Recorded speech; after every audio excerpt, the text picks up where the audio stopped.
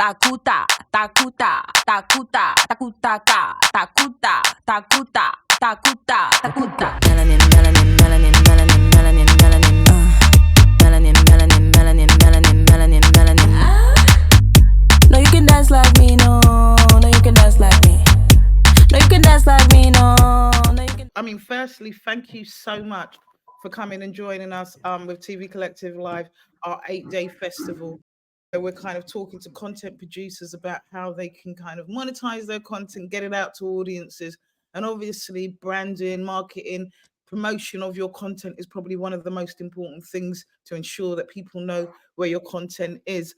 I just wanted to do a quick introduction. Like I said, Julie, thank you so much for being here, and it's such an important conversation. So we're really looking forward to hearing what you've got to say, and I'm loving that you have a presentation because actually I'm gonna no, but I love it. I mean, not only does it make it easier for me, but it's also it kind of the salient points and the most important things that need to be shared. Do you know what I mean from your experience? So you get straight to the point, right? And then there'll be lots of space for people to ask questions. Please, guys, utilize the chat. Make sure you get into chat. Actually, can because I don't know, I don't want to be talking into a void. Is there anybody out there? Please just say hi. Say hi in chat. Let us know that you're here. Fantastic. Let us know that you're here. Also, it'd be really helpful for us to know the intention, what you're hoping to get out of the session as well. That's always great to. Hey, Tara, good to see you again. But it's also good to try and engage as much. And like Lily said, if you do want to ask a question, put your hands up, ask a question, and you can either be invited to stay on stage, and then you can come on stage, ask your question, and talk directly to Julie, or put your question in chat. Right, let's get cracking. Let's get cracking. I don't want to waste too much time. Like Julie Labassiere, and I apologize if I've been practicing that all morning, Julie, because I'm a little dyslexic. You did very well.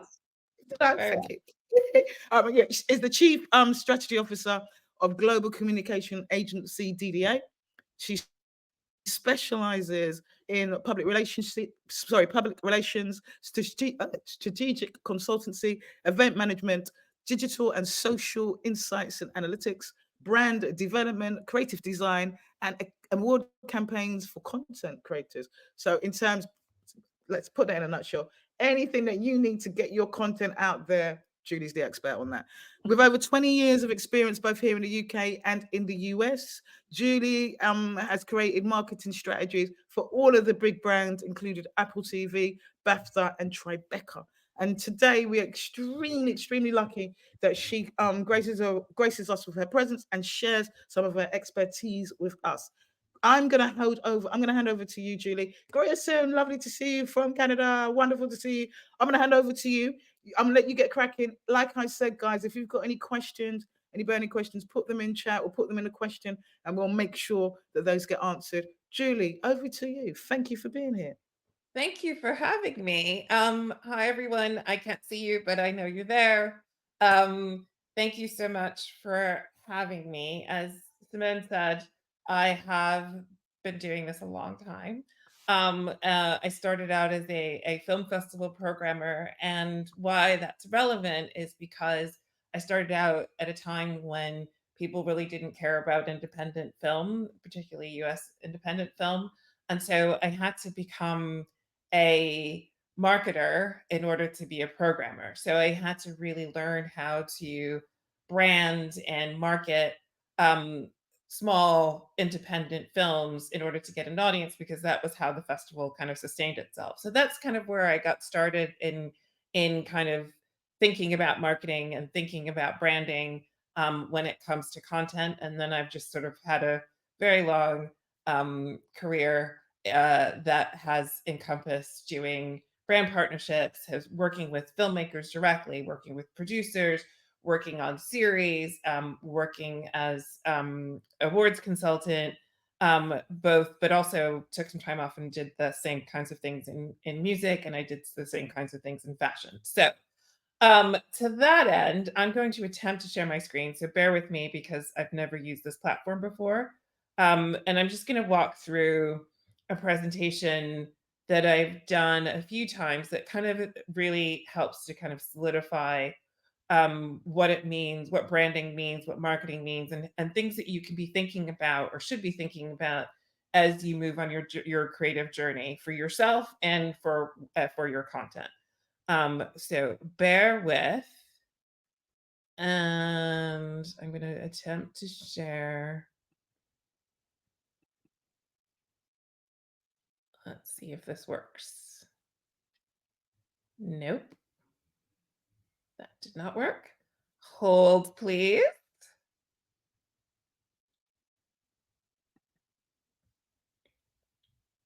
Let's see if I can do this.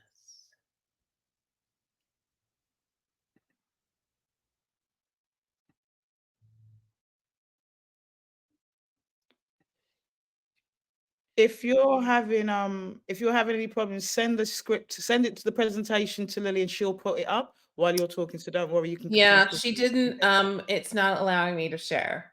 Okay, so So she'll sort that out. So if you can send it, sorry, we're new to this platform as well, so there's a few technical hiccups. But if you email it to Lily, I and while did. you're talking, I've she'll emailed it to Lily, so she should have it, and I can just blather start on. talking, and then yeah, she'll get it up. Um, Here she is. Here she is.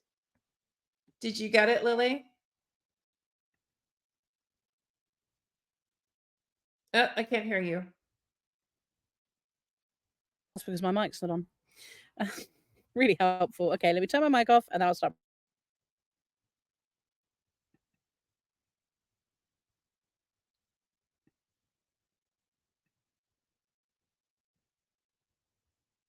Amazing. Okay, let's go to slide 2. So one of the things, this is very, very basic, but it's always good to start with what things mean. So basically, what is branding? Branding is the process of giving a meaning to a specific organization, company, products, or services by creating and shaping your brand in consumers' minds. So really, it's about who are you? What does it mean? When you go to everything from going to buy something, you want to know kind of how that is branded. And if you want to look at it from a content point of view, you think about companies or services that once you hear that brand, you know what they are. A24 is sort of a perfect example of that.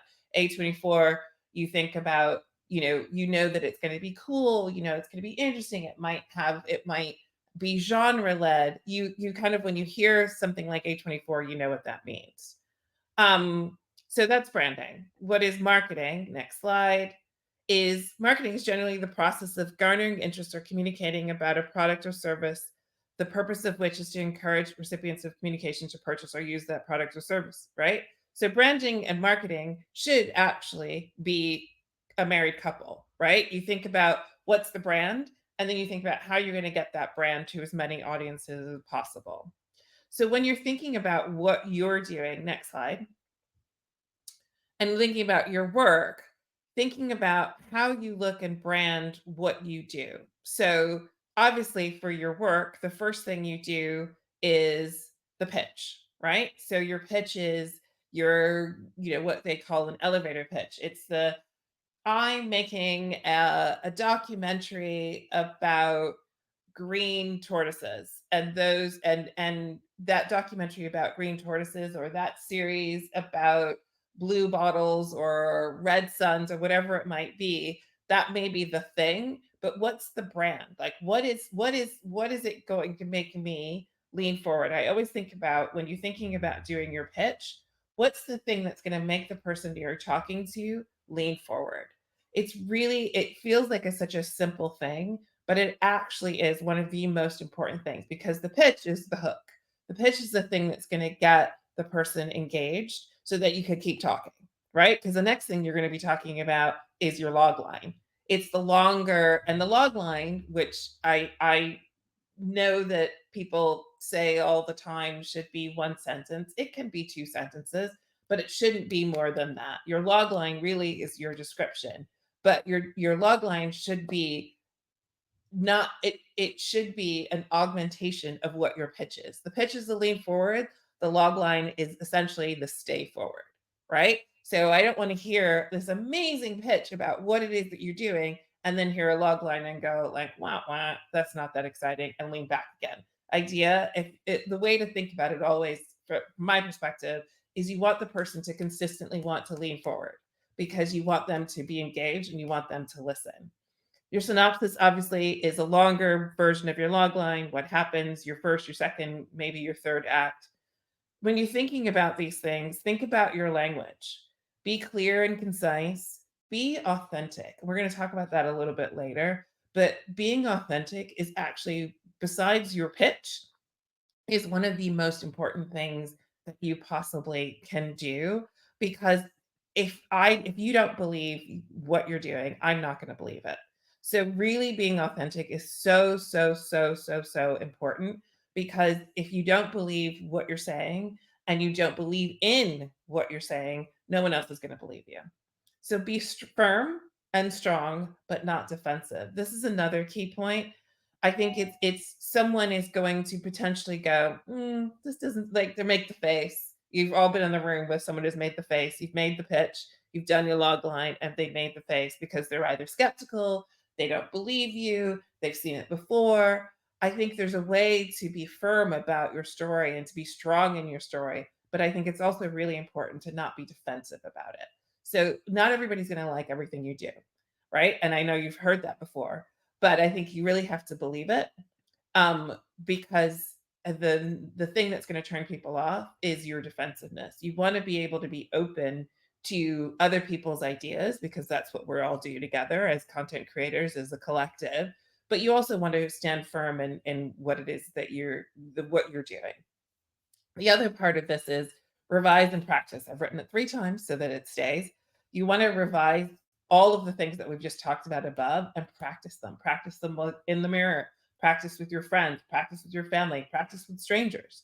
The more and more that you revise and practice and change and do it and say it so that it whatever you're saying and whatever you're pitching is rote, the easier it is going to be for you also to then take that feedback. So I think it's really, really important as you build your brand, as you build a brand for your content, that you're thinking about all these things. Next slide. So some things that I think I always use as kind of thought starters are, what are the story beats? What are your highlights? Why are they important to you? And that's a really important thing. Why are they important to you? Because again, it goes back to this idea of authenticity. Why are they not only important to you, but why would they be important to an audience? Why is an audience going to care? And when you think about why they're going to care, think also about how you're going to make them care. If it's something that you think, again, it goes back to the idea of, if it's something that people have seen before, if they thought of before, what is it what you're doing, how is that going to be unique? And then think about tone. What's the tone of your project? How does the tone affect how you talk about the project? Genre does not equal tone. So you can say, for example, that your piece of content is horror-based, but that doesn't necessarily mean that that's the tone, right? So thinking about, because you can have a funny horror film, you can have a exploitative horror film, you can have whatever, so I think about that, what your genre is, but think about also the tone, because speaking for myself, I'm not a big genre person. I don't like to be scared. I don't like to see things that are scary. But if you tell me that something is A, something I've never seen before, B, it's told in a really unique way, then I'm actually leaning a bit forward. But even though genre isn't my thing. So I think thinking about what your tone is also feeds into what your hooks are, which also feeds into the pitch, the log line, etc., and the authenticity. So all of these things are sort of building blocks to where you want to be, if you think about it that way. Next slide. So because you are doing the pitch. What is your pitch? Like, who are you? Who are you as a creator? What does it mean for you? What's your log line? I think these are what is your story and how do you want it to be written? All of these things, I think, are questions that you need to be able to ask yourself, that is beyond the projects that you're doing, because a project is a project. The project is not you. So if you may be having a meeting with me, and I may not be interested in the project that you are pitching to me, but I might be interested in you. So if I say to you, this project isn't for me, but tell me a little bit about you and tell me a little bit about what else you're working on. All of that feeds into your brand, because I think in this day and age where content is so quick, everything moves so fast, being able to have a relationship with a creator is actually as important, if not sometimes more important, than the actual thing that you're creating. So really, really spend some time thinking about what your pitch is as you, as a creator, what your log, if someone asked you, if you were a project, what your log line would be, what that log line is, and tell a little bit about your story and how you fit um, into this sort of ecosystem of your project. And again, goes back to the language is the same. Be clear and concise, be authentic. And here it's actually even more important to be authentic as you than it is just to be about your project. Be firm and strong, but again, not defensive. Revise and practice, revise and practice, revise and practice. Next slide. So in thinking about you and your pitch, here's some questions that I think are kind of really good thought starters and ways to think about it. What are your assets? And remember, this is not about your project. This is about you. What are your assets? What are your weaknesses? What's your next project? Every time you go and you pitch a project, have something else that you also can pitch. That's different than the first pitch. Because again, I may not be interested in your first pitch, but I actually may love your second one. So really, really think about what your next project is. Even if it's something that's only slightly in development, think about it. What are your hooks? What's the thing? What's your secret sauce? What are the things that make you special? What is your tone? How are you coming across to me? Are you open? Whose career do you admire? Have some compare and contrast. Think about, and that those careers that you admire and those compare and contrast might be something that you actually might just keep to yourself. You don't have to necessarily share that, but being able to kind of think about and watch someone else's career is really helpful, because it gives you a little bit of a guide, and also can tell you what you want to do, what to do, and what not to do. Have an idea about who you want to be as an artist and why. Who is your audience and why? What is universal about you? What's specific about you? And who do you surround yourself? Because just as much as it's important for you to be authentic, for you to be able to have all these assets and weaknesses and your tone, it's also important for the people that you surround you with, because who you surround yourself with not only tells me the kinds of creator that you are, but it also helps you. It supports you. Just like think of yourself as a chairman of a board. That board is there to support you. So thinking about who you surround yourself with, the kind of creators that surround yourself with. Do you want to be with people who always agree with you? Do you want to be with people who sometimes challenge you? Next slide. So going back to kind of keeping with the theme of you, strive to be a unicorn. What makes you special? What makes you unique?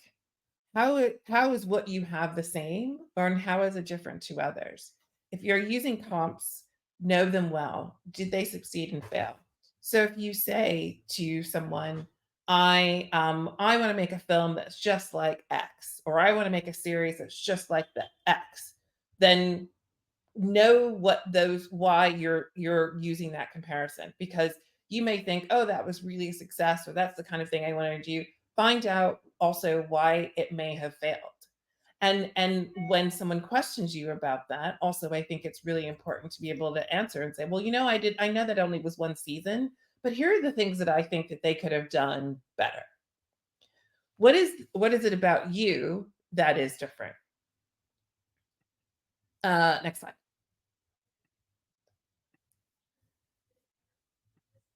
Oh, I repeated a slide. Sorry.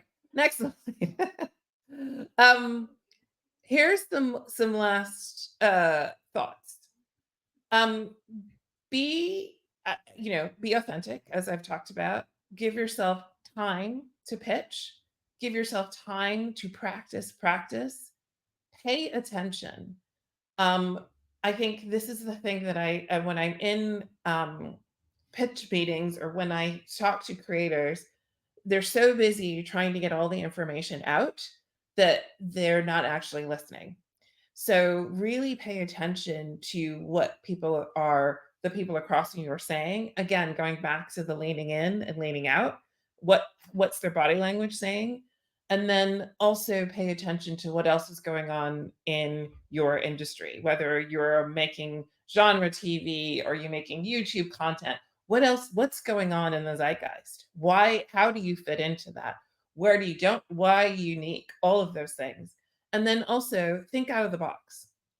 I think it's really, really important to always sort of be thinking and taking lessons from other industries and from others. So whether it is, or other disciplines, whether it's photography or fine art or podcasting, look at what everybody else is doing and then see how you can apply or not apply what you're doing to get your brand and your content out into the world. Are there unique things that people are doing that you can take lessons from? Some of those things might be huge, like putting something on the side of a bus or the side of a building, like things that you might not be able to afford. But are there lessons in doing those big stunts that you can sort of take and use in a smaller way? So I think being able to kind of look at what other people are doing and think outside the box, I think is always, always, always, whether that is received in a positive or negative way, is always a good lesson. So that is the very fast presentation, and I am here to answer any questions that you might have. Fantastic. That was amazing. And thank you. And I can see that there's already loads of questions up in the chat already as we start. Waris, I saw that you had a question. Are you cool if I invite you on stage to ask the question? Yeah, just I'm going to invite you and then let's see what happens. Let's see if he takes the opportunity to come on stage. And I've just read in a narrative which has so many hooks, twists, and reveals. He's coming. No, he's Hey. here. Oh, you're coming. Oh, sorry. I was just reading your question. Sorry. Hi. Great. That was a great talk. Thank you, Julie. You're welcome.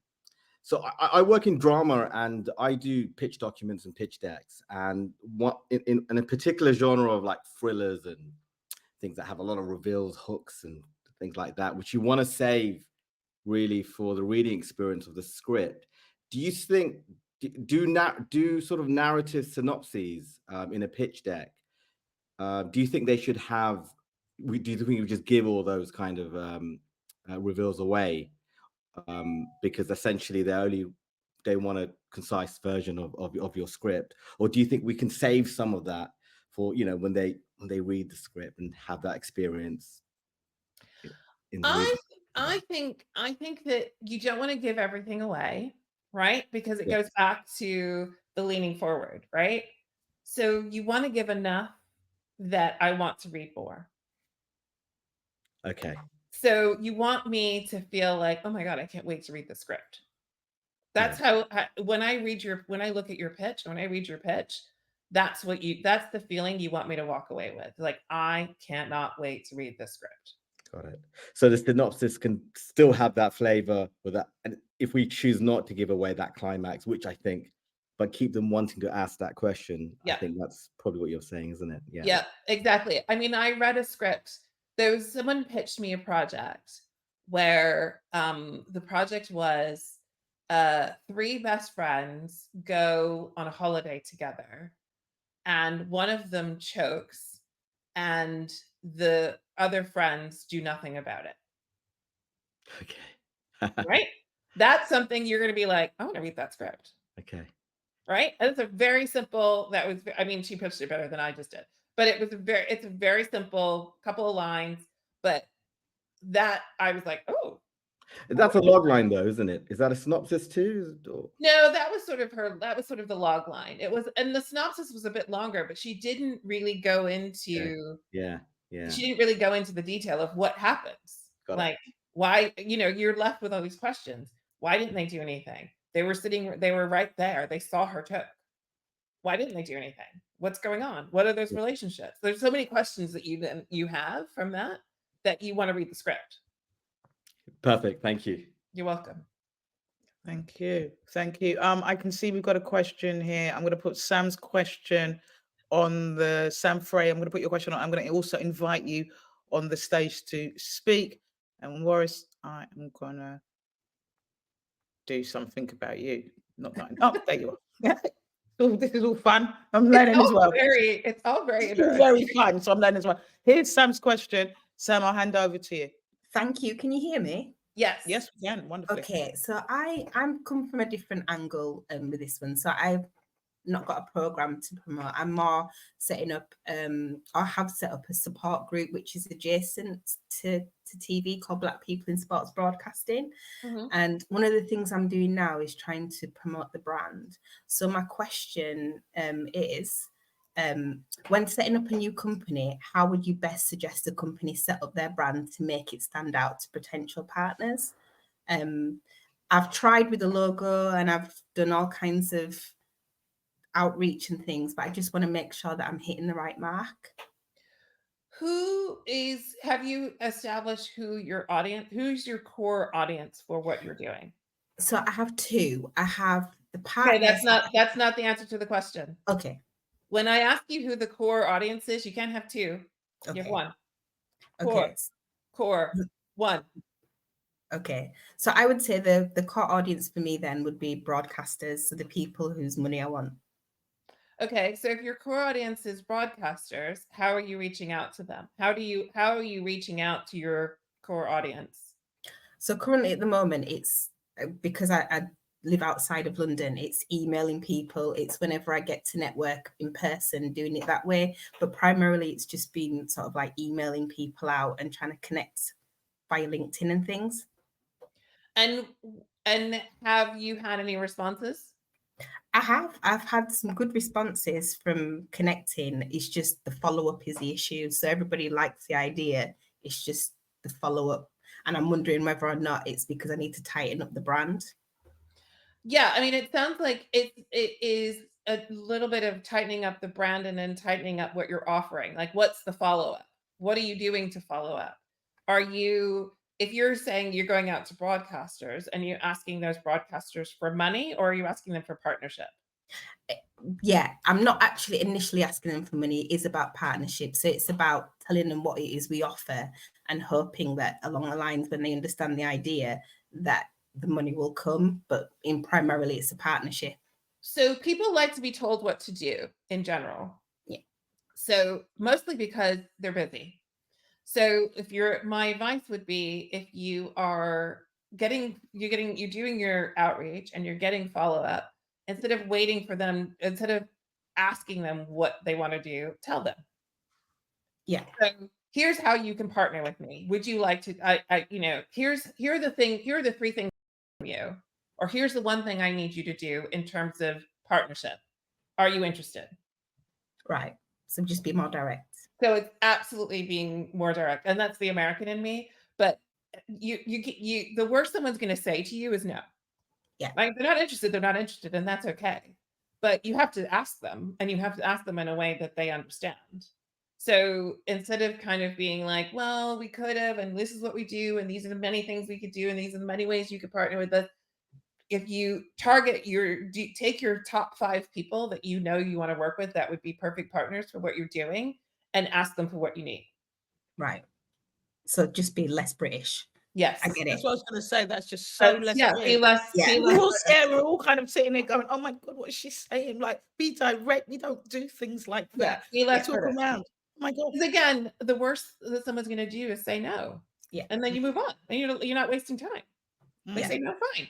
You can also a no sometimes, if you really want it, you can turn a no into a maybe, which can then turn into a yes. Yeah. But sometimes a no is fine. Yes. Thank you. That's really helpful. Thank you very much. That's so much important. So important to hear. We have another question I can see. Oh, we have Lily has a question. Let me show the question up on stage and invite Lily. And can you see that question there? Yeah, I can see it. Yeah. I don't know why I can't invite Lily on stage, but okay, Lily's on stage now. Yeah, She's invited right. herself. Yeah, it's me because I'm running it. I can bring myself on stage. Thank you for letting me. So, thank you for letting me come on stage. So my question is, obviously I'm quite new. I've only been in the business for 3 years, if that. So let's say I have my pitch, I have my script, I would like to take meetings. And I think for people who are still new, that is our biggest hurdle. We don't know where to go, we don't know who to talk to. So what's your advice on the best way to sort of find the right people to pitch to? And you said you take pitches. What's the best way to sort of contact someone like yourself? How do you like? Well, I used to take pitches. I don't do it anymore because I don't help people create content anymore. But I think the best way is, I think there's multiple. I don't know if there's a best way. That's actually a really hard way to Yeah, answer. what's your because favorite? It really depends on what you're pitching and what you want to get out of it, right? What's the end result, right? Because you're going to pitch.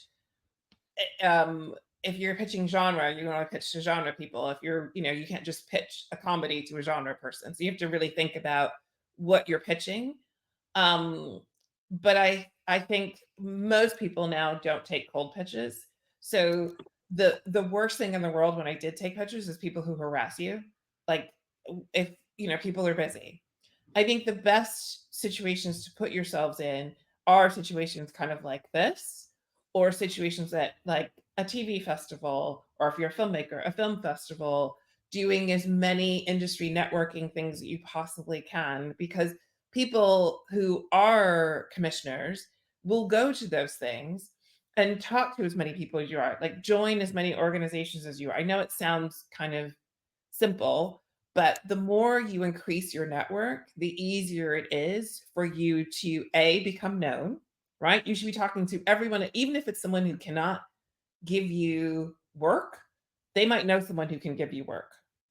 So talking to as many people within the industry about not just about you, but about what you're working on is actually really, I think, a good way to get into the pitch, because to get into pitch someone, because most people now will take pitches only on recommendations.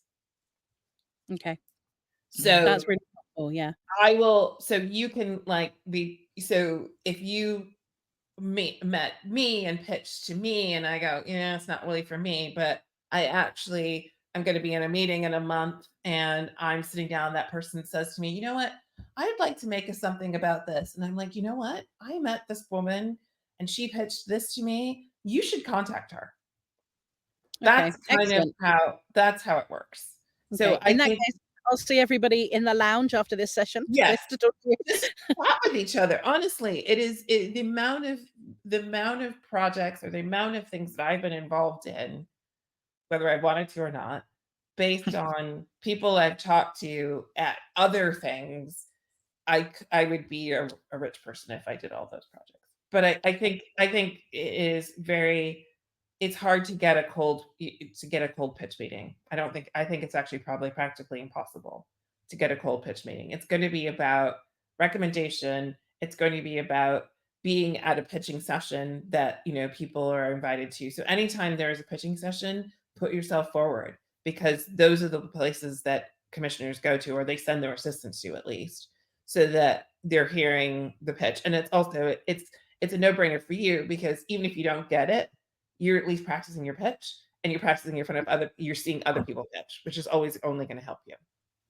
And it's so important. Yeah, thank you, Lily. It's so important to kind of really work on your art and get into spaces where you can continually kind of, just like you said, perfect. Like you said, revise and practice, revise and practice was one kind of key thing. Please, guys, don't feel shy and put questions in. While we're kind of waiting for questions, I was going to ask you, you've kind of had over 20 years of experience, so you are really seasoned. Sorry, you obviously don't look like that. Seasoned and old.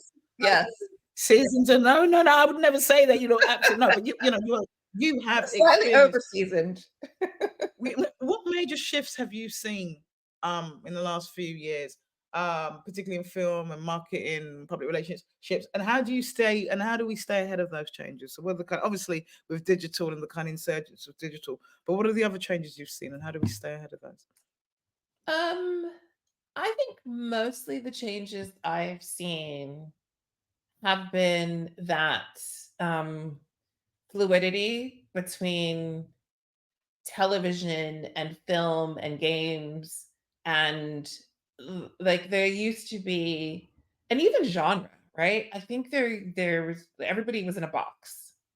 And I think what's happened because of the way in which people consume content, right? Because it used to be you watch TV on TV, you watch films in a theater, you played games on your little, console.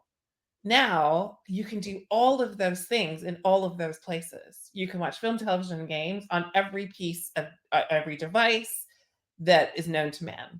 And I think that has changed in the way, for good or bad, has changed the way in which audiences pay attention. It has changed the way in which the industry as a whole will support different things. It just changed the way we market. There's so little attention to detail that now, which upsets me because as someone who's a little bit, anal about marketing, I think one of the biggest changes is it's just like let's just do everything. Let's just throw it all out there. And then to me, as an audience member, but as you say, seasoned, that just feels like noise. And I would much prefer to do a little bit that's something small that's impactful than something massive that's just, to me, a bit of noise. But I'm also not 22. So if you're trying to capture a 22-year-old, you got to go on the Tickety Talk and figure out how to do a dance or something.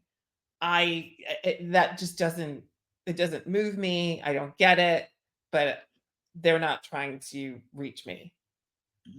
Which is understandable. Do you think that there's an opportunity that's opened up for global majority content makers? Do you think that obviously there's an insatiable appetite for content?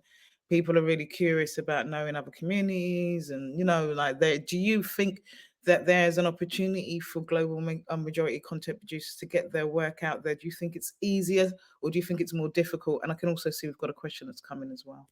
Yes, I think it's easier, but I think I have a much more cynical view of it. Right. In that, because there's so much content and because it's pretty homogenous, I think that, and because there's money in other places, there's money in Africa, there's money in India, there's money in China, there's money in places there's more money out in some ways outside of the US, or there's money to be made. Let's just say that there's money to be made outside the US or the UK or Central Europe or Western Europe, that I think that some of the appetite for global majority content comes from that, not because they just want to tell diverse stories. I think there's a lot of lip service to telling diverse stories. But that's not to say that just as that is being exploitative to diverse stories, that those people who are telling those diverse stories can't exploit that desire. Exactly. You know what I mean? Exactly that. Take advantage of it, right? If they, Take advantage of the fact that Netflix is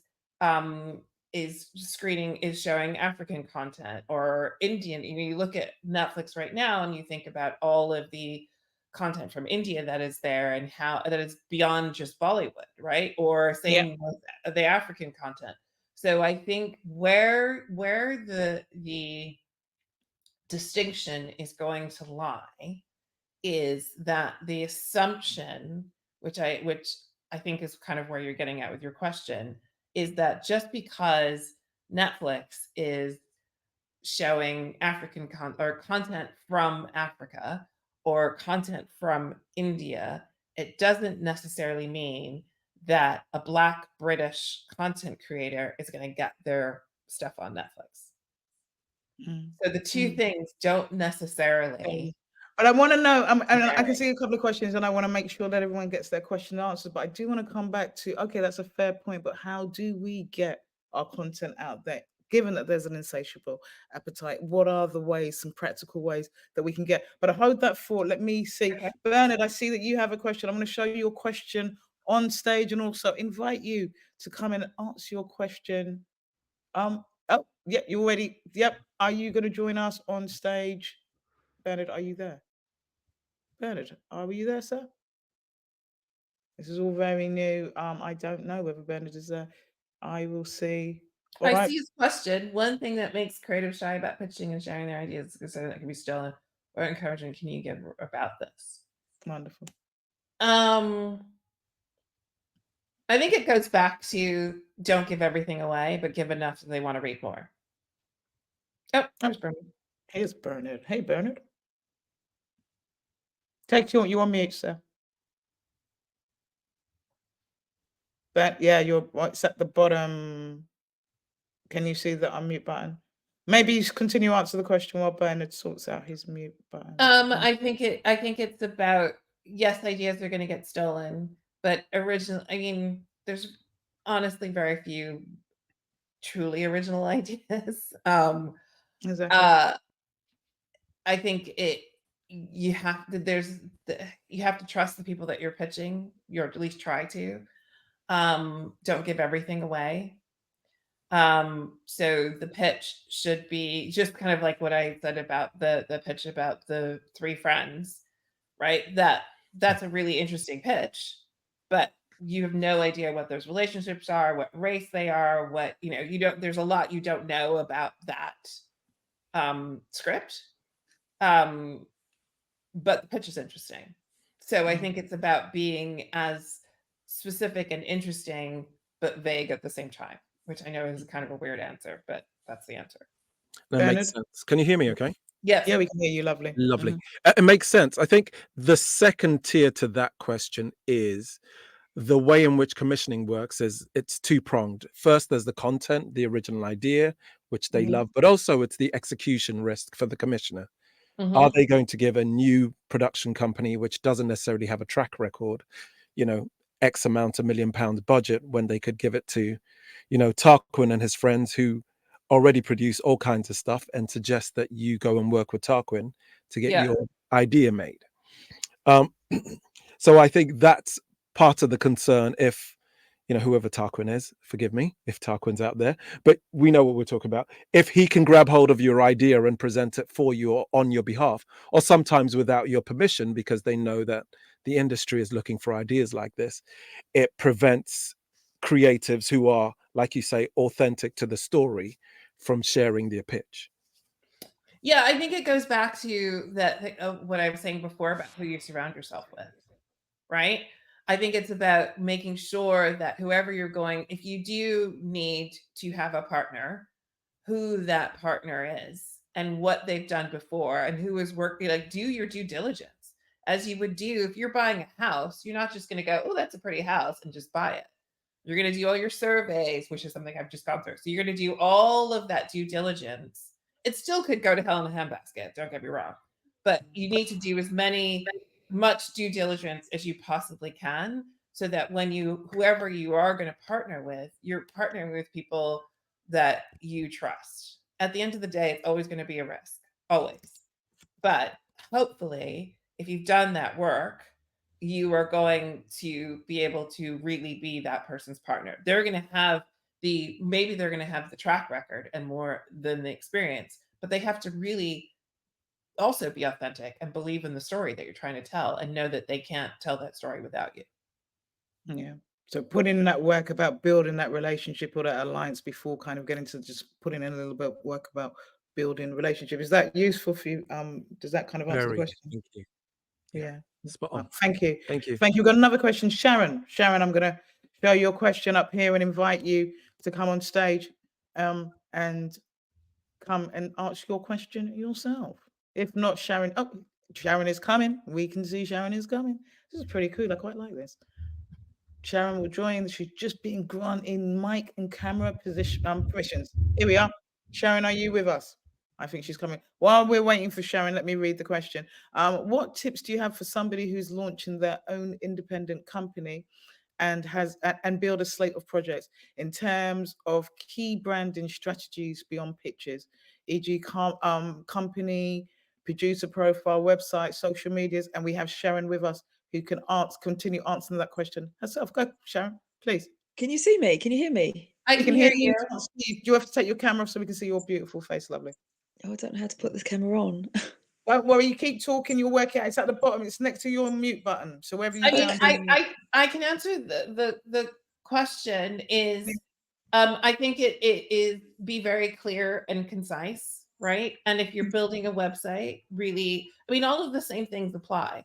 Be authentic, know exactly what you're doing, right?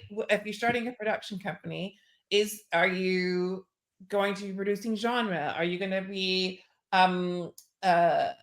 going to just work with women writers? Are you going to, what kinds of projects are you working on? What's the thing that makes you and your production company a unicorn, right? Because there are about 1,000,001 production companies. What makes you different? Why am I going to work with you? Doing that exercise and thinking about those things, and then being very clear and concise about those things. The thing that drives me mental, which I will share with all of you, is going to a website and literally having to read a book. I don't want to read a book. That's why it's a website. Be short and sweet. If I want to know, if I'm going to your website because I'm interested in you. I don't want to go to your website and then lose interest. I'm there because I'm interested. So don't let the person who's come lose interest. That's great advice. Okay, thank you. I mean, think it's also a challenge all the time, streamlining I think particularly when doing this festival, that was one of the biggest challenges we had, was how do you streamline or make it make sense, right? Because you know what you want to do, but how do you make it make sense? And like you said, not having people read realms and realms of information. So lots of work in terms of kind of distilling and continuing to distill. Shiva, I see that you have a question. I've lost you. Where are you here? I'm going to invite you on stage. I'm going to invite you to answer your question. Is that the right? I'm hoping that's the right question. Yes, that's the right question. Shiva, you still here? You're gonna pop up? Yep. Wonderful. I'm loving this coming on stage thing. This makes my job really easy. This before, my God. Shiva's coming. Oh, sorry, I only heard read half of the question. So Shiva, no problem. He said they're here to answer the question themselves. They can answer the question themselves. Okay. Go, Shiva. You're on mute. You're on mute. Yeah. Which is next to the camera button at the bottom, as we all get used to it. Brilliant. Thank you so much. Come. Hello. Yeah. Am I audible? Yes. Thank you so much for this session. It's been so insightful. The question that I had was, and it again might be a case by case thing, is that as a trans person of color, my identities are somewhat things that commissioners tend to shy away from, be scared to invest in, or not see as commercially viable. So how best can I don't want to say brand because it sounds a bit weird to say that, but how do I present myself in a way that, or my stories in a way that are seen as universal enough to invest in without shying away from the identities or having to mask myself or be boxed in as something that's too niche? Not that I need to tell you this, but you show up as authentically you. Because again, I have to believe you, right? And if you're showing up not as you, I will presumably be able to know that. And then do the same for the projects, right? If you, I think the worst thing in the world is to play to the room, right? In situations like this, you want to make, if you're saying, I want to make these kinds of projects, I want to tell these stories, then be authentic about telling those stories. And as I said earlier, if they say no, they say no. But if telling those stories are authentic to who you want, the stories that you want to tell, then you have to just keep going at it until someone says yes. And if they come back and they're like, and how you present yourself should not have any factor, or how you present, I guess is the way I should say it. How you present should not have any bearing on the quality of your project, right? And why they should say yes or no. Because you're being authentically you, therefore, and hopefully you're presenting your projects authentically, right? And if someone is going to say no or say, well, I don't like the look of you, so I don't really want to work on your project, you don't want to work with those people anyway. Sure. Right? It's just like in any life situation. You don't want if someone is saying to you, yeah, I think you need to be more or less whatever, then like, excuse my language, I'd be like, fuck you, and I'd walk out. Because that's not who you want to be working with. Because that's not someone who's going to support you. Because then at the end of the day, regardless whether you're trans or not, you are a creator who wants to tell authentic stories, and you need support in that. Yeah. So if someone's not going to support you, then walk away. Thanks. I think that reassurance is good because sometimes you just worry about having to sort of, I don't know, alter yourself in order to just get over that hurdle to at least get your story heard. So yeah, no, thank you for that reassurance. Thank you. Presumably, and I'm making a huge presumption, that's something that you have done most of your life. Stop doing it. You don't need to do it anymore. Thank you. Thank you for that reminder. Thank you. You're welcome. Yeah, I love that, and I think it's so important that we show up as much as Show we up can. as as you. ourselves. You are Yeah. enough. You're absolutely enough. And if people don't recognize it, they don't recognize it. That's their problem. That's not yours. See, I love that, and I think that that's across the board, not just for your situation, but for us as storytellers. To feel Absolutely. really confident about our stories, right? That our stories are enough. We don't need to kind of make excuses or feel bad. Just show up fully as we are. And if that person doesn't like it, we'll find a way to get to this get to our audiences. I think that's such an important advice. Well, I that think shows- that's why I always hammer on authenticity. I know sometimes it sounds a bit trite, but I do think I really, really, truly believe that if you show up as your authentic self and you are authentic about the stories that you want to tell, you will be better, the world will be better, those stories will come up better, everybody that works with you will be better. We have to believe that. If we don't believe that, what are we all doing? I tend to agree. Now we've got a few minutes left. I want to just get really practical. So a lot of us, obviously, we know that it's a downturn or it's difficult times, or people are trying to reclaim it as a disruption, which I really love and find really kind of proactive. What are things that people can be doing? Budgets are low, people are not taking risks. We know all the challenges out there. What can we be doing as kind of independent content makers, filmmakers, to be getting our content out there, getting it in front of the right types of people, monetizing? Is there any advice? Is there kind of free, strong tips that you would give to people? What you would say they can do during this time? Share resources. Number one. So everybody's having a hard time individually. Get together. Share resources, share knowledge, right? Think about how you creatively can come together, because together you're going to be a lot stronger than you are separately, right? So thinking about how you can share resources, share knowledge, share experiences. I think that's really, really, really key. I think also putting yourselves in situations where you are likely to meet. So it's kind of what, going back to what Lily's question was about, is how do you kind of meet people to pitch? Going and experiencing as much of going to sort of TV festivals, industry events, doing those kinds of things, I think are still really key to do, so that you are meeting other people and you are sharing information. The other thing I think, which I think that people don't always do enough now practically, is understand what's out there. Because the more that you understand, I mean, we all have Netflix accounts and Apple accounts and Disney Plus accounts, like watch stuff. Because that is in itself is research. Because if you're ever, it's a very American thing, but you always talk about the elevator pitch, and you can be in an elevator, you never know who you're going to meet. So I always think that it's important to be prepared, because you could be in a lift at one point with the commissioning editor for Channel 4, and the lift gets stuck. What are you going to talk about?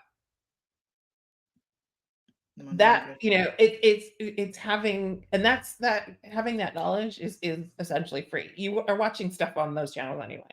So think about, as you think about your own projects, watch things that are very similar to yours or not similar to yours. Share that information, like store it. Start really thinking about how the industry is changing, because as you say, budgets are low, people are not commissioning as much as they want, that people are looking at, what is the new hot thing?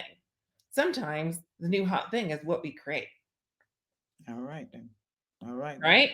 So drive as opposed to be driven. Most definitely. And I think that that's so important. And I love what you talk, because that's essentially what the TV Collective Live is all about. Trying to bring those conversations to you guys. There are pitch sessions, so you can book one-to-one pitch sessions with experts and have those conversations, get those advice. There are networking events. As we close in a minute, we'll close this session down, but you can still go onto the lounge and continue the conversations in the lounge. And obviously, we've got more networking, international networking.